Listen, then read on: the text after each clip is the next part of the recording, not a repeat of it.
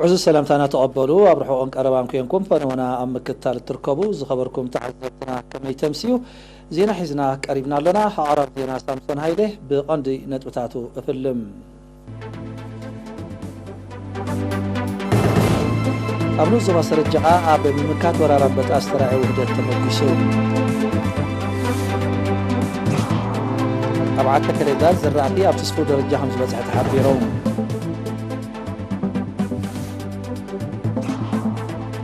أبزو باقاش باركات عنا أساساتات المحلاو عدد سعري إكايد اللوم من قصة السودان نسال استوارح تصنع هاقراوي ناي إيوان حدا قاد نقاقا أويجو أم هندي متأن حدش ملكة كورونا فيروس بأسكا في درجة يمهركم زولة تحبيرون هندن شاينان ركب منسترات من كل خالق أكايدان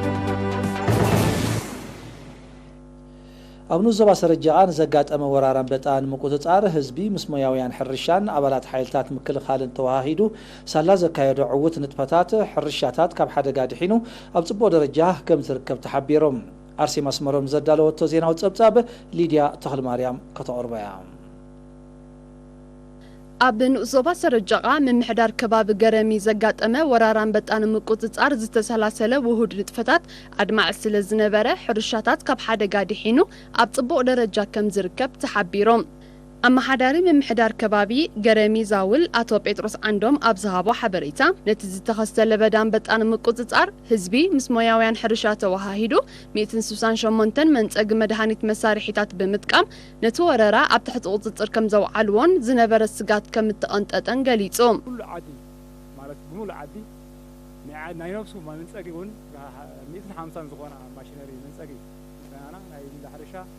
10 تخلته ناي دحندتا يقو شدشون زين ترايز مالتي يومنا بأي نتيجة ساعات 10 هذا ناي ليه مالتي وغيرنا تسأل هاي بتا ما حكي باركات تعويتيو بإسران شعتن حسب بدرفو جميرو أبكلاي معلتو ببلزا نبقرم زسجر لبدا كساب تعرشن شمان نقص تحتين كم تغط على زحبرة حلاف أحد حرشة ابن زبا سرجعة أتو داويت مبرحتو بزتخايدة قلطوفن أدمعن مقطط أرت سرحات قعزون حاسيون كم تخلفة أنتيرم حفشة وخمت ما تاسو خريخ لنا خمس زنبرنا فرحات يكونن بنا حزب تساتفو والعا سواي مسبيت بمولو منستر حرشة سراويت بمولو دامت أدماني كنعوهتلو خيلنا ينا مالتي كمسريوم دلهم ترفريبهم ميتهم دلو ببعدو تنسنيسو منستر حرشة زلو مسار حمسيو أو السرح سريحنا خذون كاب مفارق ورحن حسد جميرو أبد استفلالي كبابيتات هاجرنا زترأي وراران بتأنو مقوتتار بموهاد هزبي منستر حرشان أبالات حيلتات مكل خالن وتسيتاوي ناي مقوتتار سرحاتي عمم كم زلو يفلات أب سفيح كبابيتات بزتنت كمدهانيت نتلبدا أن بتأنو مقوتتارو كانت تخالة أب زوبا قرن أفريقيا بحفشا أب قربا بتنا هاجرات دما بفلاي أن بتأم دربدا كبير سقات فتيرو سلزلو حبرة سب حفشا حرصوت كأب بفلاي مكتتالهم كحيلو قلت في حابريتا كم حلالفون منستر حرشة يزخاخر إذا غمزي لهم كله حرستوت إنه الزبا عتكليزان بمنستر حرشان زوهابهم مياو مغري مس زتري وهابتام تمكرو أواهيدهم سالا زنت فوزلو أكالن ترتاتن زتقاللن أبدرجات هيا يزبطحن زرعتهم أبتسفو مدره كم زبطح حبيرهم نتصاب وكيل إيرينا يوسف إدريس مكيل حدقوم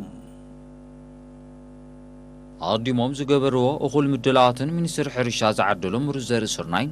مستسفو كرامات تدميرون كونتا زراتهم أزيو كم زحقوزو زتقصتهم وهاب تريتو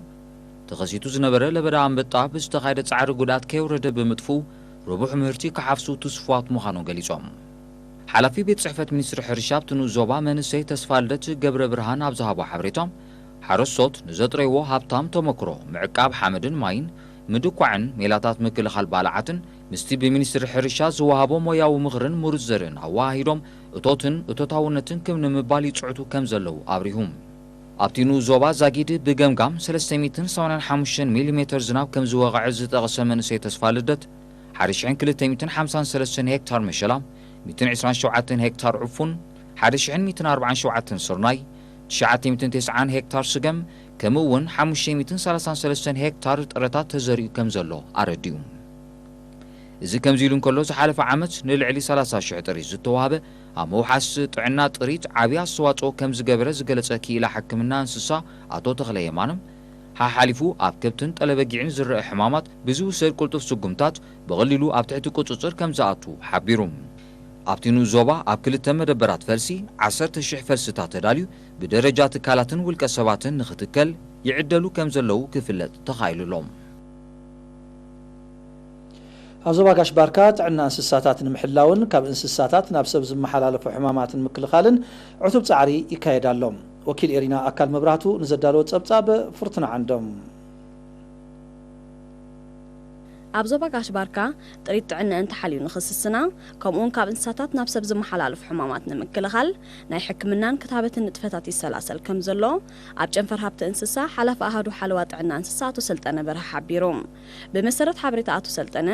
ኣብ ዞባ ጋሽ ባርካ ዓመታዊ ንኣስታት 1.3 ሚልዮን ጥሪት ኣገልግሎት ክታበት ከም ዝወሃብ ኣብ ዝተፈላለያ ንኡስ ዞባታት ኣብ ዝርከባ 32 ክሊኒካት ድማ ስሩዕ ሕክምናዊ ኣገልግሎት ንኹለን ዓይነታት ጥሪት ከም ዝወሃብ ክፍለጥ ተኻኢሉሎ ከም ውፅኢት ናይዚ ብሚኒስትሪ ሕርሻ ከምኡውን ኮርፖሬሽን ዘራእትን ጥሪትን ዝካየድ ዘሎ ጥዕና ጥሪት ናይ ምክንኻን ንጥፈታት ኣብቲ ዞባ ዝርከባ ጥሪት እናሰሰና ይኸዳ ምህላወን ዝጠቐሰ ኣቶ ሰልጠነ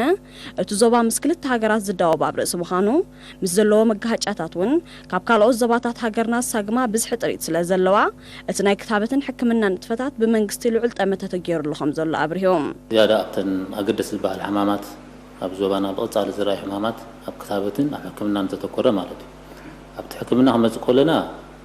ከምቲ ኩሉ ዝፈልጦ ልሙድ ሕክምና ኣገልግሎት ኣብተን ክሊኒካት ዝወሃብ እዩ እቲ ካሊእ ግን እቲ መደብ ግዱድ ክታበት ዝበሃል ኣብ ኣገዳስቲ ሕማማት ኣተኪሩ ዝካየድ ንጥፈታት እዩ ኣብ ዓመት ተዋሓደ ኣስታት 1.2 1.3 ሚልዮን ኣብ ኩሉ ዓይነት እንስሳ ማለት እዩ ክታበት ነካይድ ብዝካየድ ዘሎ ንጥፈታትን ተጠሪ ዘሎ ንቕሓት ሓረስቶትን ኣብ ጥዕና ጥሪት ዘሰክፍ ስጋኣት ከም ዘየለ ዝጠቐሰ ኣቶ ሰልጠነ ኣብ እዋን ክራማት ሓሓሊፎም ዝኽሰቱ ሕማማት ምስ ዝህልው ብዝውሰድ ቁልጡፍ መልሰ ግብሪ ብኣግኡ ከም ዝፍወሱን ኣብ ትሕቲ ቁፅፅር ከም ዝኣትውን ሓቢሮም ንኣኽላባት እውን ስሩዕ ክታበት ስለ ዝወሃብ ወነንቲ ኣኽላባት ብግቡእ ጥዕንኦም ክሕልውሎምን ብስሩዕ ክኽትብዎምን ተላብዮም ካብ እንስሳ ናብ ሰብ ዝመሓላለፍ ሕማማት ኣለዉ ንኣብነት ከም ሕማም ዑድ ከልቢ ሕማም መቁላዕ ወይ ብሩሴላ ዝበሃል ሕማም ነፍሪ እዚአን ኣብ ዞባና ካብተን ሓሓሊፈን ዝረኣያ እሞ ኣሻቕልቲ ዝኾነ ሕማማት እየን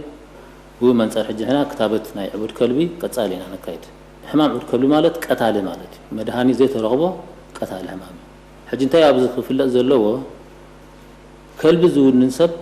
ከልቢ ከኽትብ ክግደድ ግድን ከኽትብ ኣለዎ ኣቶ ሰልጠነ ኣብ መወዳእታ ሓረስቶት ኣብ ግዜ ክታበት ኩለን ጥሪቶም ከም እትኸትባ ከረጋግጾም ዝኾነ ተርእያዊ ሕማማት ኣብ ዝቀላቐለሉ ድማ ህፁፅ ሓበሬታ ንዝምልከቶ ክህቡ ተማሕፂኖም ሃገራዊ ባንክ ደም ምስ ሃገራዊ ማሕበር ወለንታውያን ለገስቲ ደም ተዋሃሂዱ ብዘካይዶ ዘሎ ጻዕርን ዘተኣታተወ ዘመናዊ መሳርሕታትን ቀረብ ውሕስ ደም ዕብየት የመዝግባሎም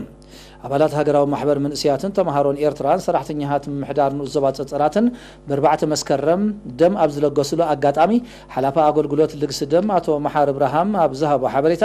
ንቕሓት ሕብረተሰብ ኣብ ልግሲ ደም ንምዕባይ ብዝተኻየደ ጎስጓስ ዝልገስ ደም በብዓመቱ እናወሰኸ ይመጽእ ከም ዘሎ ገሊፆም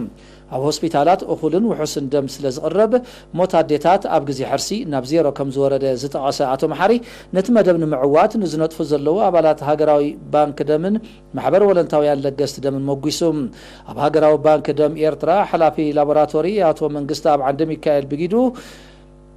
ሓንቲ ኸረፂት ደም ክሳብ 5 ዓይነት ምርመራታት ከም ዝካየደላን ናብ ዝተፈላለየ ትሕዝቶታት ደም ከም እትመቓራሕን ብምጥቃስ እቲ ባንክ ኣብ 6 ዞባታት ናይ ዘለዋ ልዕሊ 22 ትካላት ጥዕና ጠለባት የማልእ ከም ዘሎ ኣብርሂቦም ኣብ ዝሓለፈ 6 ዋርሕ ብደረጃ ስድራ ቤት ውልቀ ሰባትን ሰራሕተኛታት ትካላትን ዝተለገሰ ልዕሊ 6,000 ከረፂት ደም ከም ዝተዋህለለ ዘድሊ ምርመራታት ተኻይድሉ ድማ ናብ ትካላት ጥዕና ከም ተመቓርሐ ኣብ ሃገራዊ ባንክ ደም ዝተረኽበ ሓበሬታ የነጽር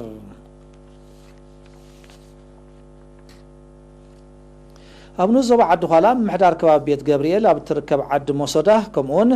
ከተማ መንደፈራን ከባቢኣ ንጽጉማት ወገናት ሓገዝ ተገይሮም በዚ መሰረት ሰብ ጸጋ ተወለድቲ ሞሶዳ ዘዋጽእዎ 101,500 ናቕፋ ን43 ጽጉማት ዘኽተማት ደቂ ስዋኣትን ኣረጋውያንን ተኸፋፊሎም ኣብ ከተማ መንደፈራ ድማ ማሕበር ሓርበኛታት ስንኩላን ኩናት ኤርትራ ን87 ኣባላቱ ብገንዘብን ዓይነትን ደጊፎም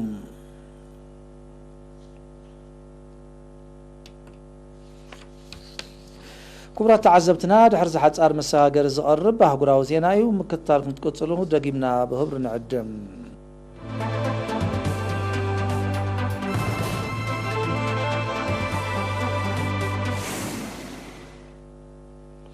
ኣብ ሰፊሕ ክፋል ሱዳን ብሓፈሻ ምስ ፈለግኒ ኣብ ዝዳወብ ከባቢታት ድማ ብፍላይ ብዝሰዓበ ሓደጋታት ዝናብን ዕለቕለቕን ኣብ ህይወትን ንብረትን ዘውርዶ ዘሎ ክሳራታት ብምዝያዱ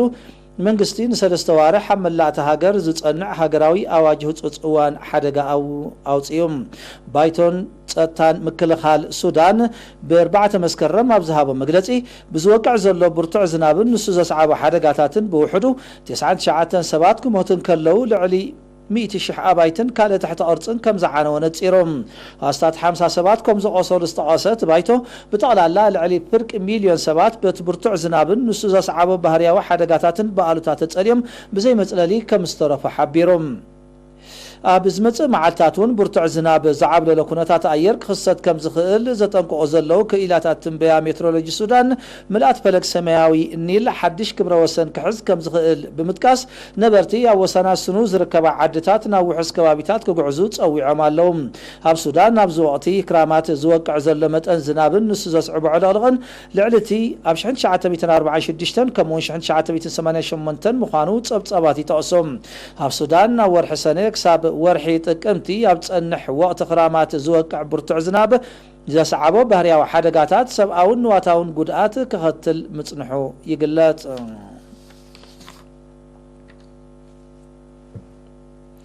ኣብ ህንዲ መጠን ሓድሽ መልከፍቲ ኮሮና ቫይረስ ብኣሰካፍ ናህሪ ዛይድ ከም ዘሎ ጸብጻባት ጥዕና ሓቢሮም እዚ ዝተሓበረ ኣብ ዝሓለፈ 24 ሰዓታት ኣብቲ ሃገር ልዕሊ 86,000 ሓድሽ መልከፍቲ ከም እተመዝገበ እዚ ድማ ቀዲሙ ኣብ ውሽጢ ሓደ መዓልቲ ካብ ዝተመዝገበ እቲ ዝለዓለ ኮይኑሎም ምዝ ናይ ዝሓለፈ 24 ሰዓታት መልከፍቲ ደሚርካ ኣብ ህንዲ ጠቕላላ ቁፅሪ ብኮሮና ቫይረስ ተለኽፉ ናብ ልዕሊ 4 ሚልዮን ዓሪጉሎም ኣብ ህንዲ ቁፅሪ ዝተለኽፉ ካብ 3 ሚልዮን ናብ 4 ሚልዮን ክዓርግ 2 ሳምንት ጥራይ ከም ዝወሰደ ዝሕብሩ ጸብጻባት ኣብዚ እዋን ኣስታት 70,000 በፂሑ ዝርከብ ቁፅሪ ዝሞቱ ማዕረማዕረት ዝኽሰት ዘሎ ልዑል መጠን መልከፍቲ ከይንህር ስጋት ኮይኑ ከም ዘሎ ረድዮም ብደረጃ ዓለም ጠቕላላ ቁፅሪ ብኮሮና ቫይረስ ተለኽፉ ልዕሊ 26 ሚልዮን 700,000 ክበፅሕ እንከሎ ኣስታት 880,000 ድማ ሞይቶም ኣለው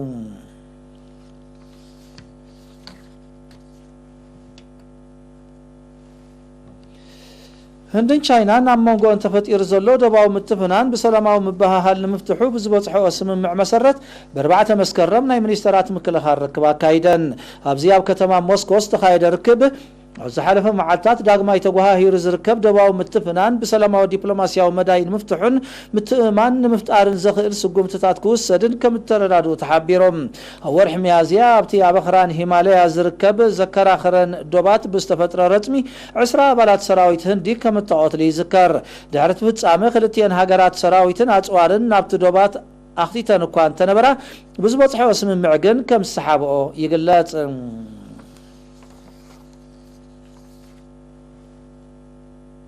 منግስቱ ኣሜሪካ ኣብ ዝመጽእ ወርሒ ተሓሳስ ንዝካየድ ባይታዊ ምርጫ ቬኔዙዌላ ክመርሑን ዝተረቕሑ 4 ውልቀ ሰባት ትማሊ 4 መስከረም ኣብ ጸሊም መዝገብ ከም ዘስፈሮም ቤት ጽሕፈት ግምጃ ኣሜሪካ ሓቢሮም እቶም ኣብ ጸሊም መዝገብ ሰፊሮም ዘለዉ ውልቀ ሰባት ንመንግስቲ ኒኮላስ ማዱሮ ዝድግፉን ፕሬዚደንት ማዱሮ ኣብቲ ምርጫ ንኽዕወት ሰርሑን ምዃኖም እዩ ጸሓፊ ግምጃ ኣሜሪካ ስቴቨን ሙኒችን ገሊጾም ነቲ ስጉምቲ ዝኾነነ ሚኒስትሪ ጉዳያት ወጻኢ ቬኔዙዌላ ኣሜሪካ ውሽጣዊ ጉዳያት ሃገሩ ጣልቃ ተኣቱ ከም ዘላ ወቂሶም ንመሪሕነት ፕሬዚደንት ኒኮላስ ማዱሮ እትቃወም ኣሜሪካ ንገዛ ርእሱ መራሒ መሰጋገሪ መንግስቲ ቬኔዙዌላ ምዃኑ ንዝኣወጀ ህዋን ጓይዶ ደገፋ ትገልጽ ከም ዘላ ዝፍለጥ እዮም ኣሜሪካ ኣብ ልዕሊ መንግስቲ ኒኮላስ ማዱሮ ፖለቲካውን ቁጠባውን ጸቕጢ ንምፍጣር ዘኽእል ተደጋጋሚ እገዳታት ከተጽንዕ ምጽንሓ ይዝከር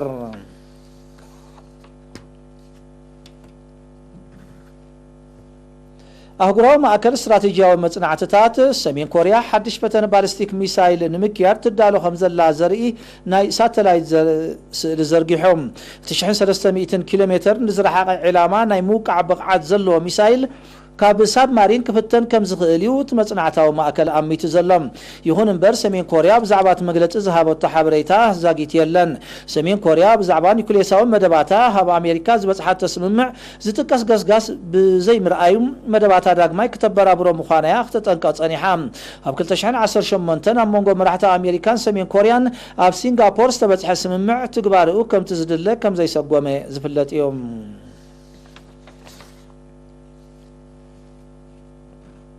كتابة نايتب درجة عالم أستات 27 مليون سبات لخيفو هيوة أستات 880 شحد ما أزيفو زلو لبدا كورونا فيروس كساب مفارق نايزمت عامت كركب زلو تسبات أبيب مخانو كيلاتات عنا أميتم أبزو وانزي أب حيالة هاجرات كتابة تسأرى كورونا فيروس نمركاب فتنتاتي كايد كوانتلو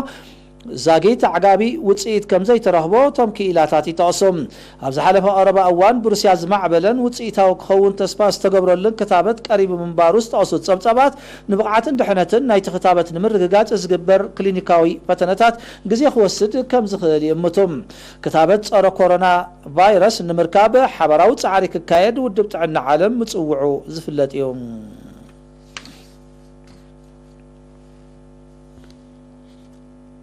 تمالي 4 مسكرم أما أكلاي شنخ مالي بستخايدة متكعتي بوحدو عصرت واتهادرات تهاجر كمتقاتلو مع كنات زينا قليتان زي مس موريتانيا أب زدا وبكباب استفت متكعتي بوليتيكاو قلولاو تهاجر بستخايدة واتهادراو علوا كريرو أبزلو والقوان بمكيادو نتغونتات مريسو كقادو خمز خيل تعذبتي امتهم زاقيت نايت متكعت حالف النت وسد أكال يلن تتاون واتهادراو قلولاو مالي بفلاي دحرق لتشحن عصرت خلتن نخر رخمت مصنحو تبصابات يتقسم